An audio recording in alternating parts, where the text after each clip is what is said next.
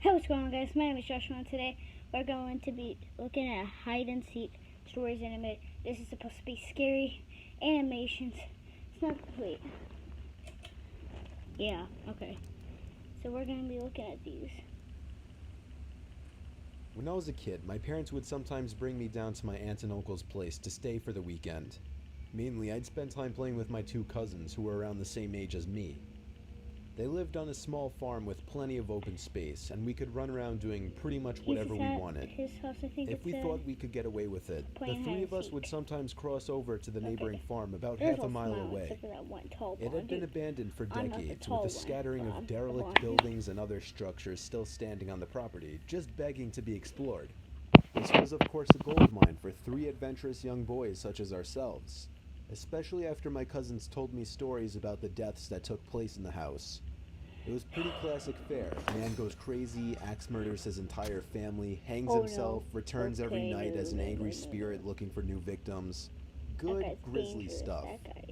Even at that age, I knew they were probably making it up, or at least embellishing old rumors. That guy's really but seeing as how the setting lent itself so well to such tales, I allowed myself to buy into it.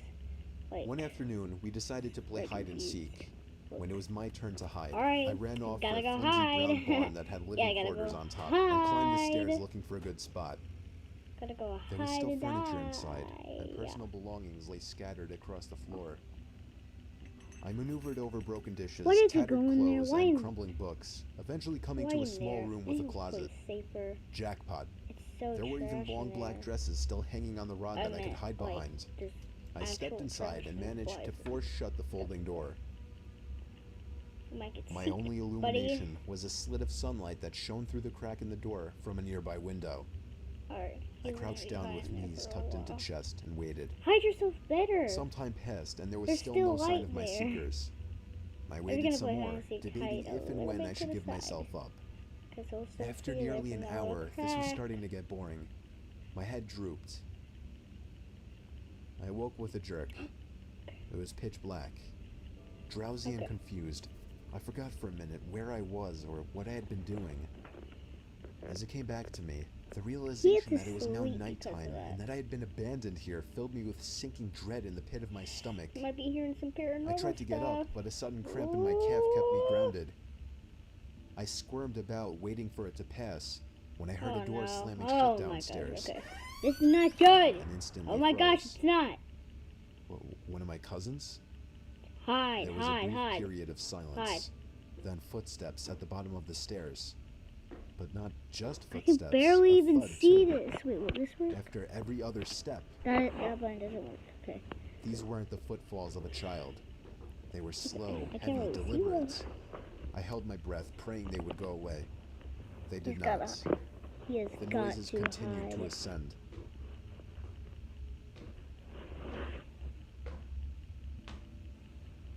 So what's his name gonna be? After another moment of silence, the walking resumed. This time along with a steady scraping sound, like something heavy being dragged across the floorboards.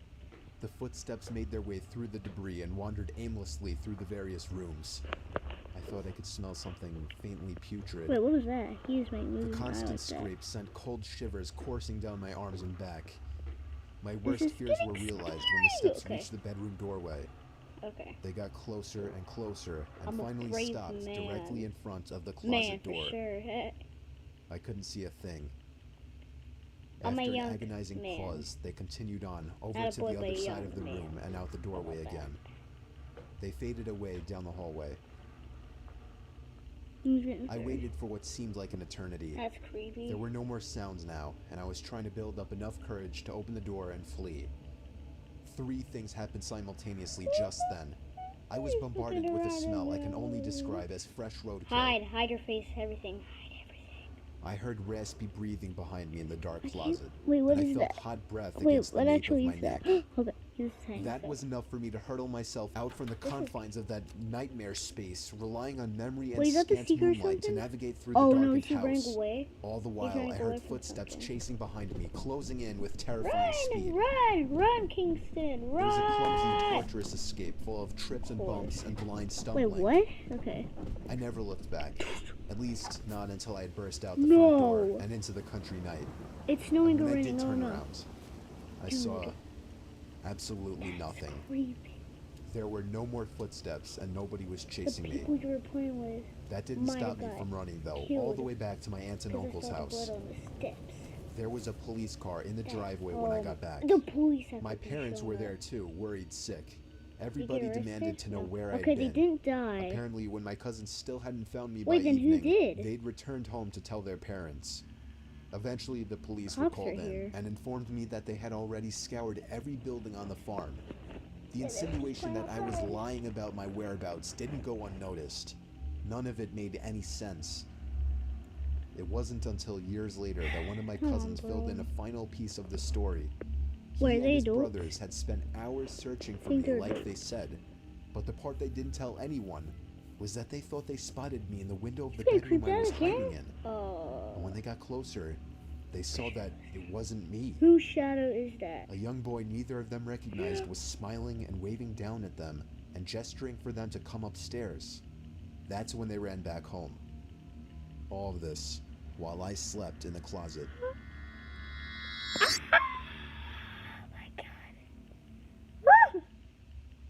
Oh my gosh. That's creepy. But subscribe, plus notifications.